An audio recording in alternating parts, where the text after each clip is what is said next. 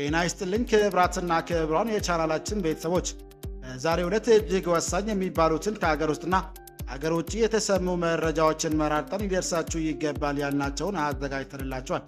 በመተጋገዝ ባህላችን ሰብስክራይብ ያላደረጋችሁ ሰብስክራይብ እያደረጋችሁ ጎን ለጎን ፈጣንና የእውነት ሚዲያ አባል እንድትሆኑ እያልን በቅድሚያ አርዕስተ ዜና እናሰማችኋለን።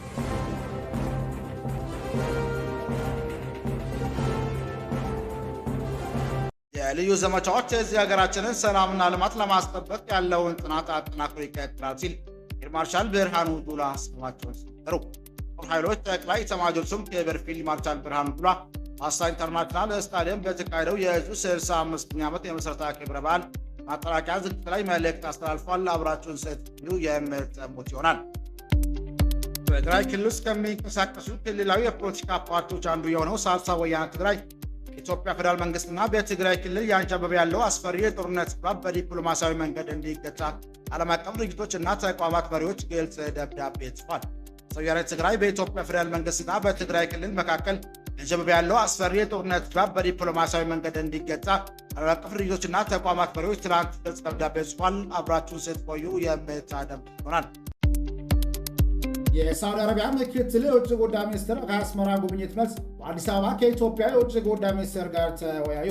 አዲስ አበባ የካቲት 2018 ዓ.ም ሳውዲ አረቢያ ምክትል የውጭ ጉዳይ ሚኒስትር ዋሊድ አብዱልከሪም አልካርዲ በአስመራ ከኤርትራ ፕሬዝዳንት ኢሳያስ አፈወርቂ ጋር ከተወያዩ ከአንድ ሳምንት በኋላ አዲስ አበባ ማምራት ከኢትዮጵያ የውጭ ጉዳይ ሚኒስትር ዶክተር ጌዲዮን ጢሞቴዎስ ጋር ተገናኝተው መክረዋል። አብራችሁ ስትቆዩ የምታደምጡት ይሆናል።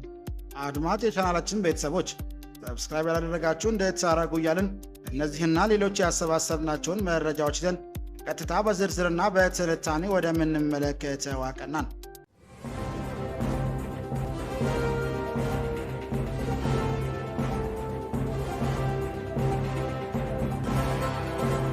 የሳውዲ አረቢያ ምክትል የውጭ ጉዳይ ሚኒስትር ከአስመራ ጉብኝት መልስ በአዲስ አበባ ከኢትዮጵያ የውጭ ጉዳይ ሚኒስትር ጋር ተወያዩ።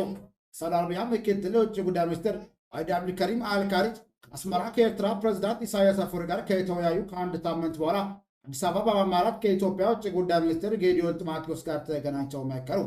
ኢትዮጵያ ውጭ ጉዳይ ሚኒስትር ባወጣው መግለጫ ሁለቱ ከፍተኛ የሥራ ኃላፊዎች በኢትዮጵያና በሳውዲ አረቢያ መካከል ላለው ጠንካራና ለረጅም ጊዜ ስለቆየው የሁለትዮሽ ግንኙነት ዙሪያ መወያየታቸውንም ጠቅሷል። ግንኙነቱን ወደ አዲስ የላቀ ደረጃ ማሳደግ አስፈላጊ መሆኑን አጽንኦት ሰጥተውም ብለዋል። ተጨማሪም በጋራ ፍላጎት ላይ በተመሰረቱ ቀጠናዊ ሰላምና ጸጥታ ጉዳዮች ዙሪያ ሀሳብ ተለዋውጠዋል ሲሉ አክለዋል። ሳውዲ ሚኒስትር በአዲስ አበባ ውይይት ያከናወኑት በገልፍ ሀገራትና በአፍሪካ ቀንድ ሀገራት መካከል እየጨመረ የወጣውን ዲፕሎማሲያዊ እንቅስቃሴ ተከትሎ ባለፈው ሳምንት በአስመራ ከፕሬዝዳንት ኢሳያስ አፈወርቂ ጋር ከተወያዩ በኋላ ነው። የኤርትራ ማስታወቂያ ሚኒስትር እንደገለጹ የካቲት 6 ቀን 2018 ዓ.ም የተካሄደው የአስመራ ውይይት ትኩረቱን ያደረገው የሁለትዮሽ ግንኙነትን ማጠናከር፣ ፖለቲካዊ፣ በኢኮኖሚያዊ፣ በጸጥታና በባህልና በማህበራዊ ዘርፎች ትብብር ማስፋፋት ላይ እንደሆነም ገልጿል። በተጨማሪም በቀጠናውና ዓለም አቀፋዊ ክስተቶች ዙሪያ ምክክር የተደረገ ሲሆን በተለይም የቀይ ባህር ዳርቻ ሀገራት የቀጠናውን ሰላም መረጋጋት በመጠበቅ ረገድ ያላቸው ሚና ላይ ውይይት ተደርጓል ተብሏል። በተጨማሪም ይህ ጉብኝት ከሳዑዲ አረቢያ ውጭ ጉዳይ ሚኒስትር ፈይሰል ቢን ፈርሃን ቢን አብድላሂ አዲስ አበባ ከጠቅላይ ሚኒስትር አብይ አህመድ ጋር መወያየታቸውን ተከትሎ የወጣ ነው። በወቅቱ የጠቅላይ ሚኒስትሩ ውይይት በሁለትዮሽ ግንኙነት፣ የቀጠናዊ ደህንነትና በስደት ጉዳዮች ዙሪያ የጀመሩትን ዲፕሎማሲያዊ ግንኙነት ይበልጥ ለማጠናከር ያለ መሆኑንም ገልጿል። ተመሳሳይ በዚህ ወር መጀመሪያ ላይ ጌዲዮን ጢሞቴዎስ በሪያድ ከሳዑዲ አቻቸው ጋር ተገናኝተው በአፍሪካ ቀንድ ሰላምና ለማስፋት በጋራ ለመስራትና ግንኙነቶች ወደ ስልታዊ ደረጃ ለማሳደግ ተስማምተዋል። ከዚህ ቀደም ብሎ ሁለቱ ሚኒስትሮች በሁለትዮሽና ቀጠናዊ ጉዳዮች ዙሪያም በስልክ ተወያይተዋል። ፖለቲካና ጸጥታ ጉዳዮች ባሻገር በሁለቱ ሀገራት መካከል ያለውን ግንኙነት ህጋዊ የሰራተኛ ስምምነትን ያካተተ ነው። ባለፈው ወር የስራና ክህሎት ሚኒስትሯ ወይዘሮ ሙፈሪያት ካሚል የኢትዮጵያ ሳዑዲ አረቢያ አምባሳደር ጉዳይ አስፈጻሚ ዶክተር ሳሊም ቢን አብድላሂ ቢን መቅቢል ጋር ህጋዊ የስራ ስምምነት ማዕቀፎችን በሚመለከት መወያየታቸው ይታወሳል። ይህ አዲስ ዲፕሎማሲያዊ እንቅስቃሴ እየተከናወነ ያለው ኢትዮጵያ በሳዑዲ አረቢያ በአስቸጋሪ ሁኔታ ውስጥ የሚገኙ ዜጎቿን የመለስ ስራ በስፋት እየሰራች ባለችበት ወቅት ነው። ከመስከረም ወር 2018 ዓ.ም ጀምሮ እስካሁን ድረስ 45093 ኢትዮጵያውያን ወደ ሳዑዲ አረቢያ መመለሳቸውን የመንግስት መረጃዎች ያመለክታሉ። መጋቢት 2024 የተጀመረው ይህ ዜጎች የመመለስ ዘመቻ 7000 ገደማ ኢትዮጵያውያን ወደ ሀገራቸውን ለማስገባት ያለመ ነበር ሲሆን በተከናወነው በርካታ ስራዎች ከታለመው በላይ ስደተኞች ወደ ሀገራቸው ተመልሷል። በሳውዲ ድንበር አካባቢ በስደተኞች ላይ የሚፈጸመው እንግልቶችና ግድያዎች መኖራቸውን የሚገልጹ ዓለም አቀፍ ሪፖርቶች መውጣታቸውን የሚታወስ ሲሆን የሳውዲ ባለስልጣናት ግን የቀረቡትን ክሶች ቀደም ሲል ውድቅ ማድረጋቸውም ይታወሳል።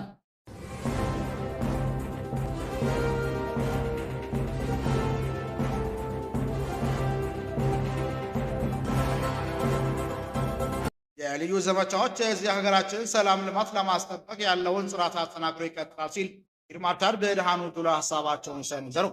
ጦር ኃይሎች ጠቅላይ ኤታማዦር ሹም ክቡር ፊልድ ማርሻል ብርሃኑ ጁላ ሐዋሳ ኢንተርናሽናል ስታዲየም በተካሄደው የዕዙ 65ኛ ዓመት የምስረታ ክብረ በዓል ማጠናቀቂያ ዝግጅት ላይ መልእክት አስተላልፏል። ዝግጅቱ ላይ የኢፌዴሪ ጠቅላይ ሚኒስትርና የጦር ኃይሎች ጠቅላይ አዛዥ ዶክተር አብይ አህመድን ጨምሮ ቀዳማዊት እመቤት ዝናሽ ታያቸው፣ የህዝብ ተወካዮች ምክር ቤት አፈ ጉባኤ ክብር ታደሰ ጫፎ፣ ምክትል ጠቅላይ ኤታማዦር ሹም ጀነራል አበባው ታደሰና ሰራዊቱ ከፍተኛ አመራሮች፣ የሲዳማ ብሔራዊ ክልል ፕሬዝዳንት አቶ ደስታ ሌዳሞ፣ ሚኒስትሮች፣ የመንግስት የስራ ኃላፊዎች፣ የሃይማኖት አባቶች፣ ሀገር ሽማግሌዎችና የሐዋሳና አካባቢው ዜጎች አመራርና ነዋሪዎችም ተገኝተውበታል። አሉ ከውስጥና ከውጭ በተቃጣበት የተልእኮ ውጊያዎች በተከላከለበትና ሀገራችንን አንድነት እስከ ህያው መስዋዕትነት ለመክፈል ባስከበርንበት ወቅት በመከበሩ የት እንደሚያደርገውም ተናግሯል። ብዙ የባህል በረሃዎችን በተለይም ራቅፋ ተራራ ፊት ለሚመስል ደብድ የፈጸመ ሶማሊያ ያለውን የአልሸባብ አሸባሪ ለመከላከል ያሰረና ደቡብ ሱዳን የሙርሌ ጎሳዎች ጥቃትን በመከላከል መስኩ አስደናቂ ተግባራትን መከናወኑን አውስተዋል። በተለይም የሀገራችን አካባቢ የውስጥ ጸረ ሰላም ኃይሎች መከላከል ባለፈ በጥቂት ከሄዲያን የሰሜን እዝ ጥቃት ሲደርስበት ሰራዊቱን ከክህደት መንጋጋ ያወጣ ጀግና ክፍል መሆኑንም ተናግሯል።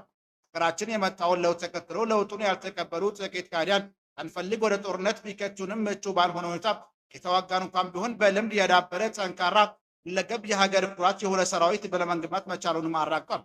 ከብሔርና ከፖለቲካ ውግንና ነፃ የሆነን ሀገሩን የመለየውን የሚወድ ዲስፕሊን የሆነ ፕሮፌሽናል ሰራዊት መገንባቱንም ገልጿል። ራሱን በማባዛት ብዛት ያላቸው የአየር ወለድ ኮማንዶ፣ የልዩ ኃይልና የጸረ ሽብር ክፍሎችን ማቋቋሙንም ገልጿል።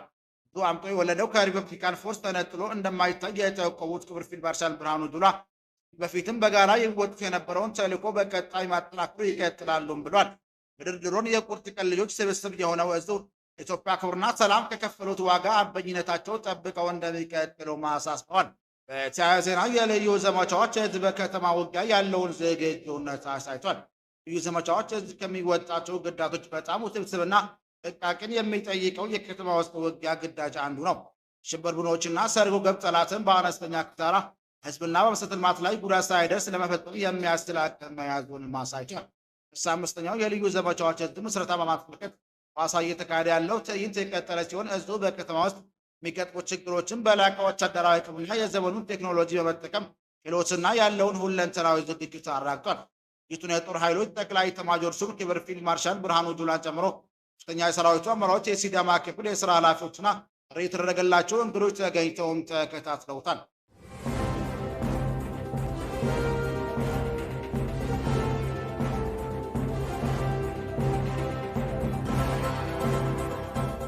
በትግራይ ክልል ውስጥ ከሚንቀሳቀሱ ክልላዊ የፖለቲካ ፓርቲዎች አንዱ የሆነው ሳልሳይ ወያነ ትግራይ በኢትዮጵያ ፌዴራል መንግስትና በትግራይ ክልል ያንዣበበ ያለው አስፈሪ ጦርነት በዲፕሎማሲያዊ መንገድ እንዲፈታ ለዓለም አቀፍ ድርጅቶችና ተቋማት መሪዎች ግልጽ ደብዳቤ ጽፏል። ሳልሳይ ወያነ ትግራይ በኢትዮጵያ ፌዴራል መንግስትና በትግራይ ክልል መካከል ያንዣበበ ያለው አስፈሪ ጦርነት በዲፕሎማሲያዊ መንገድ እንዲፈታ ለዓለም አቀፍ ድርጅቶችና ተቋማት መሪዎች ትናንት ግልጽ ደብዳቤ ጽፏል።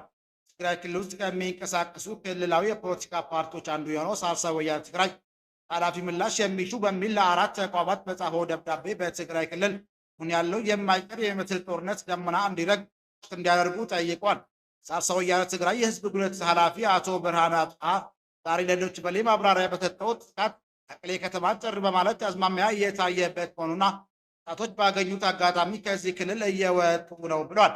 ሳልሳይ ወያነ ትግራይ ለአፍሪካ ህብረት ኮሚሽን ሊቀመንበር፣ አፍሪካ ውጭ ጉዳይ ሚኒስትር፣ ለምስራቅ አፍሪካ የልማት በይነ መንግስታት ድርጅት ዋና ጸሐፊና ኢትዮጵያ ተወካዮች ምክር ቤት አፈ ጉባኤ በጻፈው ደብዳቤ ስጋት ደቅኗል ያለውን ጦርነት ከተነሳ ቀጠናዊ መልክ የሚኖረውን አውዳሚ ውጤት ከሚያስከትል ነው ብሏል።